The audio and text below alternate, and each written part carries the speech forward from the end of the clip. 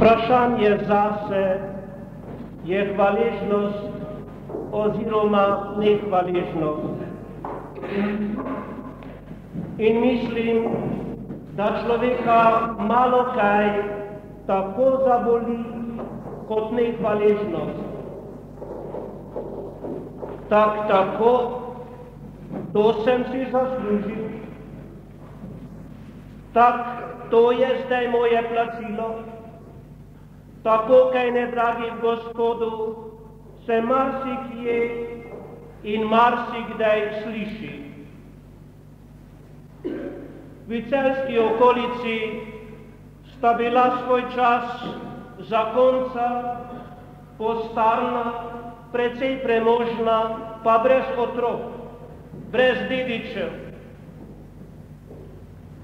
Pa sta se pogovarjala, dokler sva dva pa še pri moči gre. Ko bo pa eden v grob legel, kaj bo drugi? Kako bo z njim? Kdo bo zanj poskrbel? Vsi bodo gledali samo, kako bi pograbili, kar sta z muko pripravila, in komaj čakali, da bi še drugi v grob legel. Zmenila sta se, da bosta posinovila kakega revnega otroka, fanta. In sta to tudi storila. Najrevnejšega fanta iz župnije sta posinovila, kakor je pač to po zakonih predpisano in določeno. Vsi so bili veseli, tudi fant, vreden darila. Leta so šla, fant je rastel, oče in mati sta se starala, mati je legla in pokopali so jo. Nekaj časa sta bila sama dva, oče in fant, pa kaj bo ta dva moška pri hiši, sama dva moška. In rekel je nekega dne oče sinu, fantu, ti veš kaj, se vidiš, da sama ne moreva biti. Glej, da boš pripeljal k hiši gospodinjo. Saj sem sam že na to mislil, pravi sin. Tole bi vzel oče. Oče je malo pomislil, kar zazemlo ga je nekje v srcu, zakaj dekle, katero je omenil, ni bila na dobrem glasu. Ljudje so pravili, da je preveč objestna, preveč samosvoja.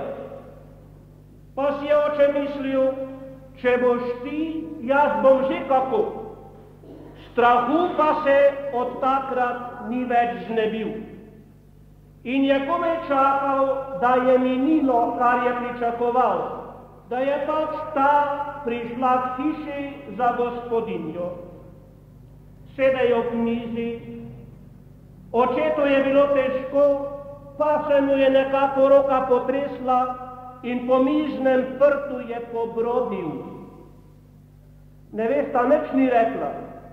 Pogledala je pa tako srepo očeta in moža, da se je oče kar prestrašil, misleč, iz tega ne bo nič dobrega. Pa si je rekel, moram paziti, ne smem broditi. Ne smem dati pogoda za nesoglasje, moram potrpeti. In si je mislil, jutri bom pa pazil. Toda, ljubljeni moji, kaj ne, česa se človek boji, da bo prišlo to, kar hitro pride. In tako se je pravi mož bal, da bi se mu žlica zopet v roki potresla, pa se je zgodilo, ko je drugič v usta nesel. Pa je revsknila nevesta, kdor pa jest ne zna, pa k mizi ne spada. Lahko si mislimo, kako je zabolelo očeta, in drugi dan je počakal krožnika v zapečku. Umaknil se je od mize, katero je sam poskrbel. Umakniti se je moral od mize, pri kateri je tolikokrat jedel in drugim stregel. O, da bi drugi njemu postregli s potrpežljivostjo, kdor jesti ne zna, k mizi ne spada. da vsaj v zapečku ne bi potresal brodil, si je mislil oče. Pa, kot sem prej dejal, to, česar se človek boji, pride in je tudi tam pobrodil. In nevesta je zabrinkala, svinja pa res pišo ne spada. Ne bom čistila vedno znova. Oče ni upal več, nek mizi, nek zapeček, umaknil se je v hlev živali, v jaslih konjem se je vlegel in tam zaihtel. Čudno, kakorkoli čudno se sliši, dragi Gospodu, pa resnično je. Včasih človek najde več sočutnega razumevanja pri živalih kot pri ljudeh. In nekoliko se je pomiril tam pri konjih, ki jih je preskrbel hiši, s katerimi je gospodaril, zdaj jih pa drugi uživa. In ko je zjutraj sin prišel v hlev pokladati, je oče zadrhtel in zaihtel. Kaj pa se smirite? Kdo vam pa kaj hoče? Če vam prav ni, pa pojte. Čez nekaj ur so moža pod sosednjim kozucem našli mrtvega. Od žalosti nad nehvaležnostjo mu je po domače rečeno počilo srce. Kap ga je zadela, zaradi močnega razburjenja, zaradi težke užaljenosti, od mize v zapeček, iz zapečka v hlev, iz hleva domačega pod sosedno streho in tamte se je umiril zavedno. Da, ljubljeni moji, vprašanje zase je hvaležnost oziroma nehvaležnost.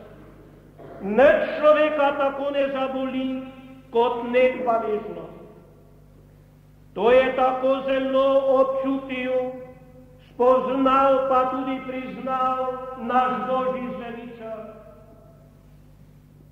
Kako pretresljivo zvenijo besede, ki jih je prerok njemu na križu umirajočemu v usta položil. Ljudstvo moje, kaj sem ti storil, ali s čim sem te užalil, odgovori mi. Iz egiptovske dežele sem te izpeljal, po puščavi sem te vodil 40 let, tam sem te z mano hranil in v lepo deželo sem te pripeljal, ti pa si meni, svojemu odrešeniku, pripravimo križ. Da, ljubljeni moji, koliko dobrega je storil Jezus. Apostol sveti Janez pravi, če bi hoteli popisati vse, kar je Jezus dobrega storil, bi bilo težko knjige kam spraviti. Dobrega nič, koliko slabega, nikomur nič. In kaj je za to prijel? Križ. Da, res, vprašanje zase je hvaležnost oziroma nehvaležnost. To sem si zaslužil, tako to je zdaj moje plačilo, je tudi Jezus na križu umirajoči mislil in vzdihoval. Kako upravičeno bi se lahko zmaščeval, kako upravičeno bi se lahko znesel nad vsemi tistimi, kateri so ga na križ spravili. Vzeli so mu dobro ime, vzeli so mu svobodo in zdaj bo končano njegovo zemeljsko življenje. Kako res upravičeno bi se zmaščeval, toda, dragi Gospodu, Jezus na križu umirajoči na maščevanje ne misli. Njegovo maščevanje je odpuščanje. Oče, odpusti jim, saj ne vedo, kaj delajo. Ne vedo, kaj delajo, saj so ga načrtno zalažovali. načrtno so ga ujeli, načrtno ga na križ spravili, pa pravi Jezus, saj ne vedo, kaj delajo. Glejte, ljubljeni moji, Jezus zmanjšuje njihovo krivdo pred očetom nebeškim.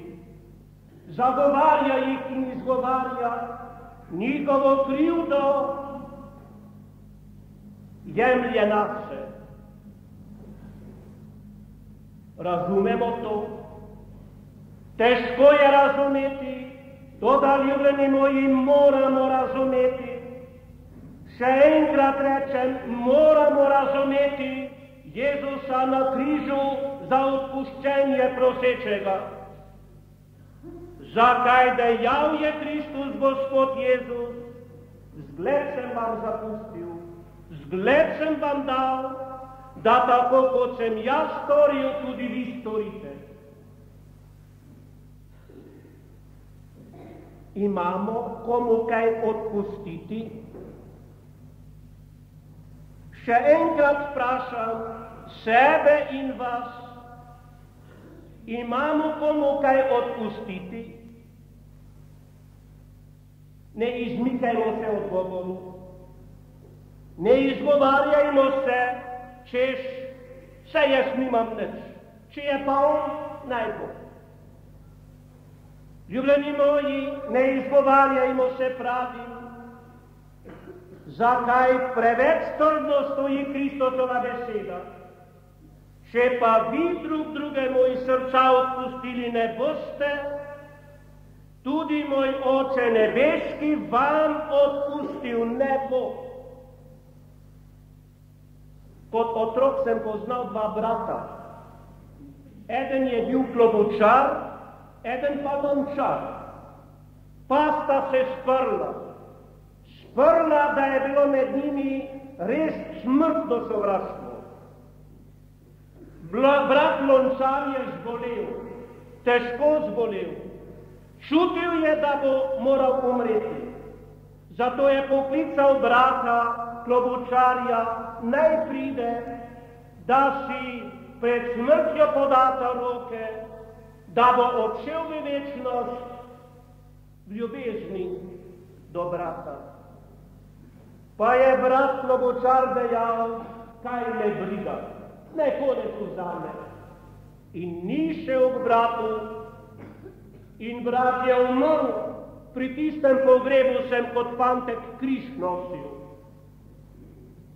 Pozneje sem odšel v šole in kakšen je bil konec, so mi povedali pozneje mati. Brat klobučar je še živel.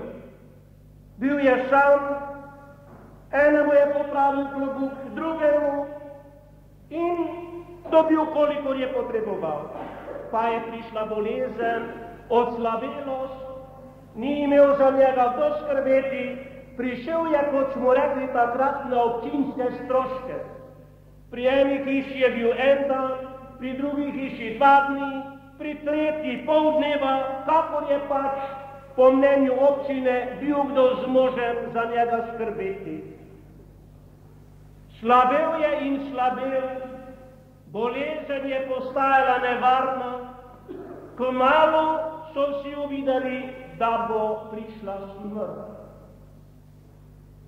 Kaj se ne bi stric dali spovedati, so ga vprašali strahoma, kdaj že ni bil v cerkvi, kdaj že ni bil pri spovedi. Bi bilo morda dobro, stric, če bi se dali spovedati, no pa naj bo, pa pojte po Gospoda, je mož že kome živeč dejal.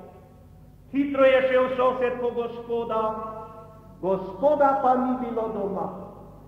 Kdaj bodo prišli? Ja, morda zvečer. No, bom pa zvečer prišel. Šel je nazaj domov, on je slabel, povedal, ja, Gospoda ni doma, kdaj bodo prišli zvečer? Pa je starček začel, Bogec, pridi Bogec, usmili se me, pridi Bogec.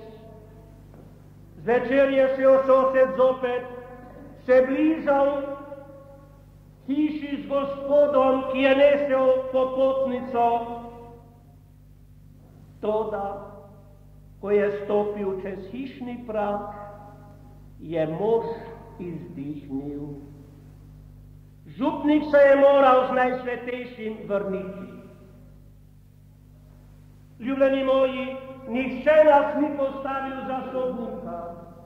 Toda, trdno stoji Kristusova beseda, resnično vam povem, če drugemu iz srca odpustili ne boste, pa moj Oče nebeski tudi vam odpustil ne bo. Zato pa, ljubljeni moji, ko gledamo umirajočega Kristusa, ko slišimo njegovo prvo prošnjo, Oče odpustim, saj ne vedo, kaj delajo, zastavimo si še enkrat vprašanje, imam komu kaj odpustiti?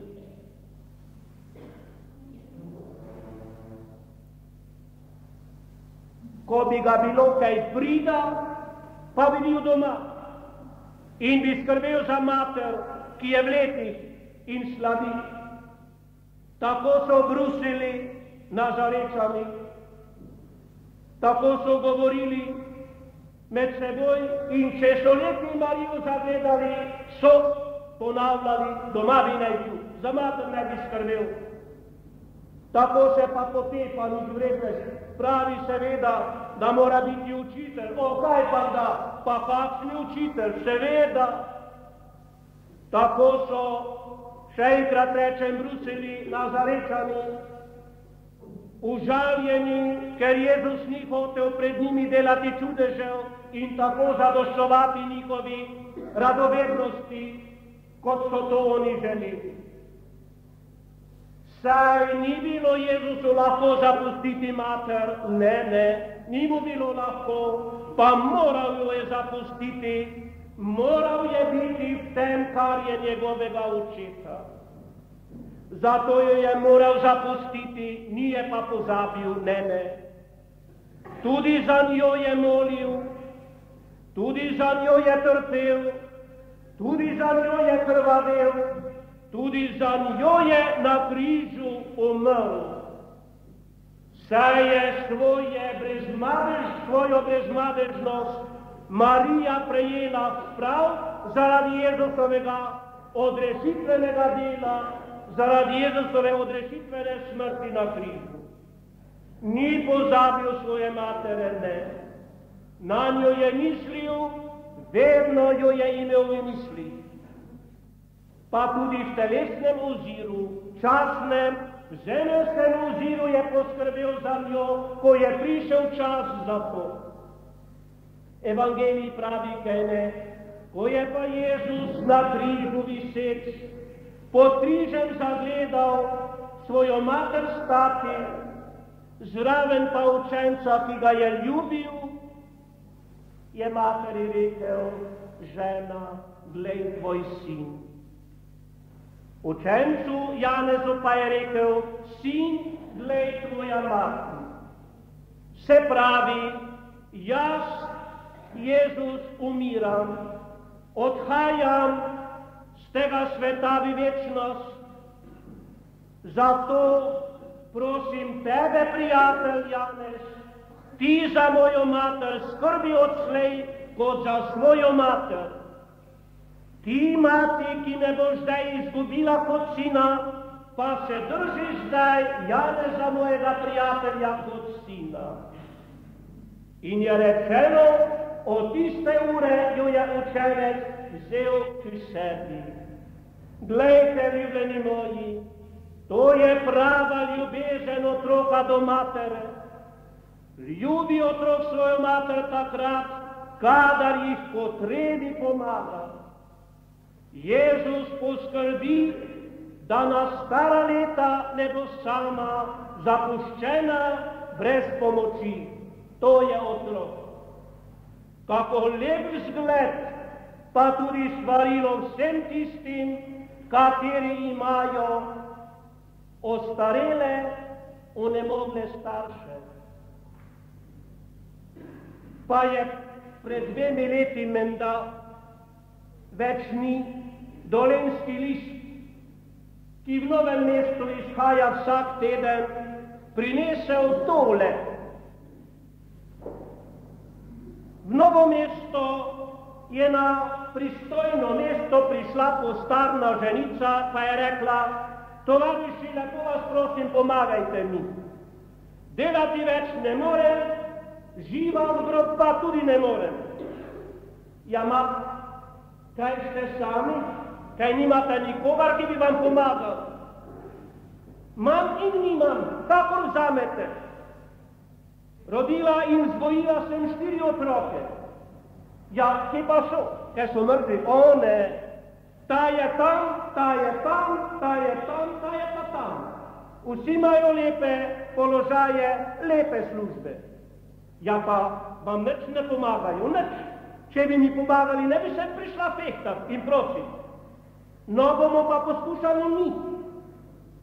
In so od tam, iz Novega mesta, z pristojnega mesta, klicali one, enega tam, drugega tam, tretjega tam, četrtega tam. Kaj ne bi materi malo pomogli? Za Božjo voljo, kako pa? Kaj pa vendar mislite, kje pa ne vzamem? Imam to, pa imam to, imam te potrebe, pa to je treba, pa to je treba, še za nas je premalo. Kličajo drugega, ista pesem, kličajo tretjega, ista pesem. Zadnji otrok, da je bil pripravljen mesečno materi dati 2 jurija. To je pisalo v Dolenjskem listu. In marsikdo na Dolenjskem si je to izrezal in je meni sam rekel, gospod, kaj ste to brali? Sem otrokom v šoli to pripovedoval. Pa so rekli tudi, jaz sem si spravil, da bom pokazal otrokom, če bo kdaj treba, da bodo videli, kako res je. Ena mati lahko rodi in zredi 10 otrok, 10 teh pa ene matere ne.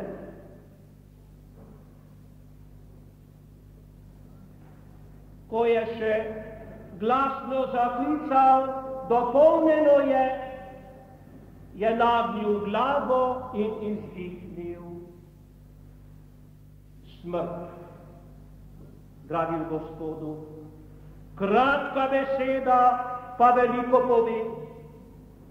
Naš slovenski pesnik Prešern je v njej tako lepo zapisal: ne slav, ne čast, ne kupi zlata, ne odpode od nas življenja tata, zato pa na smrt ne pozabi, memento mori. Amen.